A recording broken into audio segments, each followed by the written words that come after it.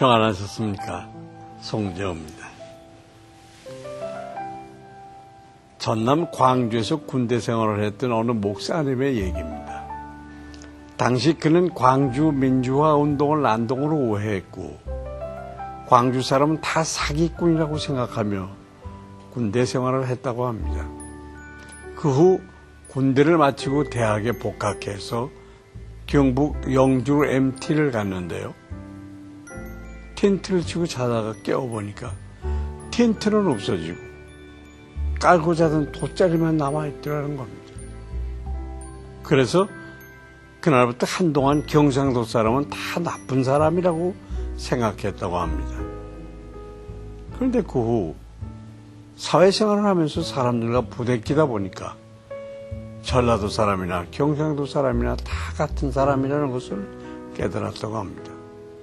여러분, 내가 가진 선입견으로 사람들을 섣부르게 판단하고 있지는 않습니까?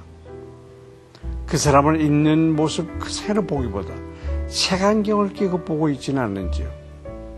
우리의 섣부른 판단이 때로 다른 사람에게 엄청난 상처를 남길 수도 있다는 것을 기억하시길 바랍니다. 오늘 말씀을 함께 묵상해 보겠습니다.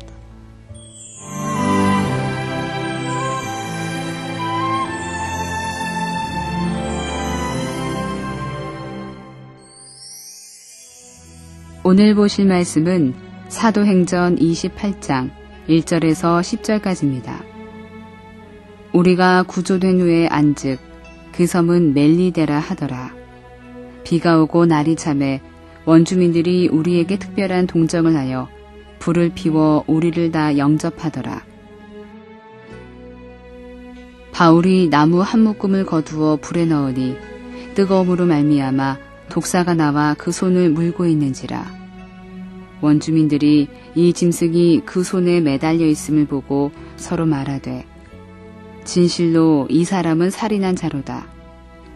바다에서는 구조를 받았으나 공의가 그를 살지 못하게 함이로다 하더니 바울이 그 짐승을 불에 떨어버리매 조금도 상함이 없더라. 그들은 그가 붙든지 혹은 갑자기 쓰러져 죽을 줄로 기다렸다가 오래 기다려도 그에게 아무 이상이 없음을 보고 돌이켜 생각하여 말하되 그를 신이라 하더라. 이 섬에서 가장 높은 사람 보블리오라 하는 이가 그 근처에 토지가 있는지라 그가 우리를 영접하여 사흘이나 친절히 머물게 하더니 보블리오의 부친이 열병과 이질에 걸려 누워있거늘 바울이 들어가서 기도하고 그에게 안수하여 낫게 하매 이러므로 섬 가운데 다른 병든 사람들이 와서 고침을 받고 후한 예로 우리를 대접하고 떠날 때에 우리 쓸 것을 배에 실었더라. 배에서 탈출한 사람들이 도착한 곳은 멜리데라는 섬이었습니다. 그곳의 원주민들은 그들을 불쌍히 여겼고 불을 피워주며 영접했습니다. 이때에도 바울은 몸에 밴 근면함으로 마른 나무를 주워다가 부지런히 불에 넣었습니다. 그런데 나무 틈에 있던 독사가 튀어나와서 바울의 손을 무는 일이 일어났습니다. 이 모습을 본 원주민들은 바울이 죄를 지어 저주받은 것으로 판단했습니다. 이제 독이 퍼지면 죽을 것이 분명했기 때문입니다. 그러나 시간이 지나도 바울에게 아무 일이 일어나지 않자 그들이 이제 반대로 바울을 신이라고 생각하게 됐습니다. 사실 바울에게 일어난 이 기적은 뱀을 집어올리며 무슨 독을 마실지라도 해를 받지 아니하며 병든 사람에게 손을 얹은 즉 나으리라고 하신 예수님의 말씀이 그대로 이루어진 것입니다. 그러나 그 말씀을 알지 못한 원주민들은 잘못된 판단을 하고 있었습니다. 이것은 인간의 판단이 얼마나 온전치 못한가를 단적으로 보여주는 예가 됩니다. 우리는 이처럼 불완전한 인간의 판단만을 가지고 다른 사람들을 판단하고 있지는 않는지 스스로를 살펴봐야 하겠습니다. 섬의 통치자인 보블리오는 사태가 어느 정도 수습될 때까지 일행들이 유숙할 수 있도록 친절을 베풀어 주었습니다. 이때 바울은 보블리오의 부친이 병든 것을 알고 기도 안수로 하나님의 치유 능력을 나타냈습니다. 이 소문은 멜리데 섬 전체에 금방 퍼져나갔고 많은 병자들이 몰려와 고침을 받았습니다. 이 일에는 의사인 누가도 수종된 것으로 보입니다. 고침받다는 단어에는 의학적 돌봄을 받았다는 뜻도 담겨있기 때문입니다. 그런 점에서 이것은 신약 최초의 의료 선교의 기록이라고 할 수가 있습니다. 멜리데 주민들은 여기에 대한 감사와 존경의 표시로 난파한 무리들이 이 섬에 머무르는 동안은 물론이고 남은 여정에 필요한 것까지 제공했고 그 덕에 276명 모두는 겨울을 무사히 보낼 수가 있었습니다. 이 모든 것은 바울을 통해서 주신 하나님 약속의 신실하심을 보여주는 것입니다. 한편 전승에 의하면 보블리오는 그 이후 평생 복음을 전하다가 순교했다고 하며 지금도 카타콤이 많이 남아있어 당시 멜리세 섬에 상당한 영적 부흥이 있었음을 짐작케 해줍니다. 풍랑을 피해서 잠시 머무른 곳에서 예기치 못한 큰 열매가 열렸던 것입니다. 바울은 로마로 호송되어 가는 죄수였지만 그의 복음은 매여 있을 수가 없었습니다. 바울처럼 변하지 않는 하나님의 약속을 붙들고 또 매여 있을 수 없는 복음의 능력을 나타내는 우리 모두가 됐으면 좋겠습니다.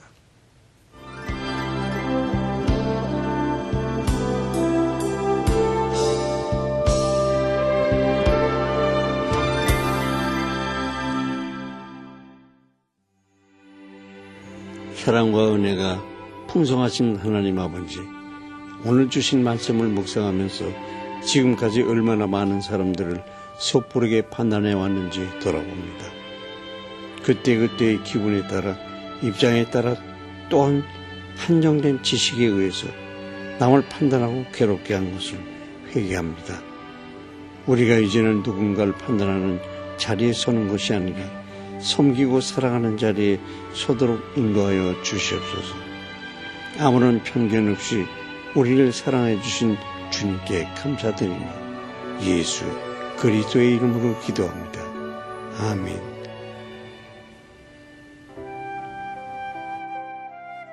엄마를 따라 힌두교 사원 안으로 들어간 소녀는 우상들의 무서운 모습에 겁에 질리고 말았습니다.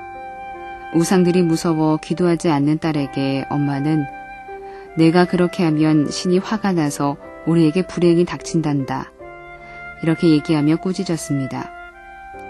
부유한 모두인은 부동산과 보석업에 종사하고 있습니다. 모두인 중에서 잘 알려진 인물로는 마하트마 간디와 인도 최대 기업인 릴 라이언스의 회장이자 포브스가 세계 갑부 중 한 명으로 꼽은 무케시 안바니가 있습니다. 모두 바니아인이 예수 그리스도가 인류를 위한 희망이자 공급자이심을 알게 되도록 기도합시다. 여러분, 아라비아의 로렌스라는 영화 혹시 기억하고 계신지요? 파란만장한 삶을 살아가는 이 영화의 주인공 로렌스는 실존 인물인데요. 그는 영국에서 탐험가 고고학자로 활동하고 육군 장교로서 이름을 날렸습니다. 그런데 어느 날 그는 엉뚱하게도 공군으로 들어가서 말단 항공기 정비병이 되었습니다. 그는 당시 유명한 소설가 토마스 하디의 집에 가서 하디 부부와 차를 마시곤 했습니다.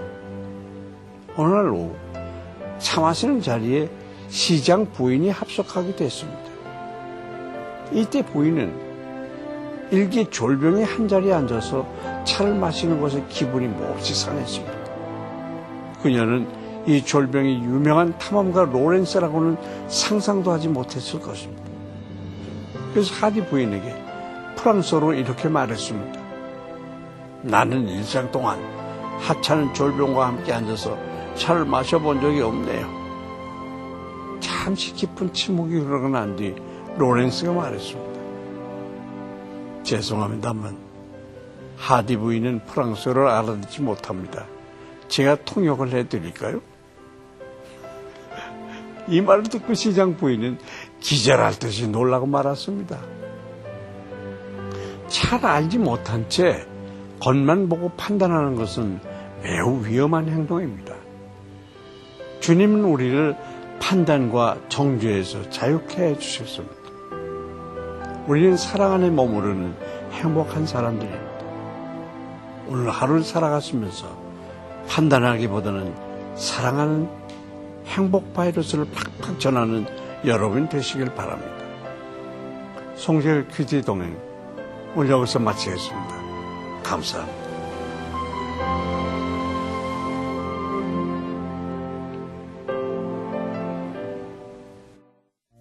이 프로그램에는 GTM에서 큐티 교재 GT를, 책으로 만나는 성지 순례 답사기 바이블 루트를, 수아영에서 기초 화장품을 협찬해 주셨습니다.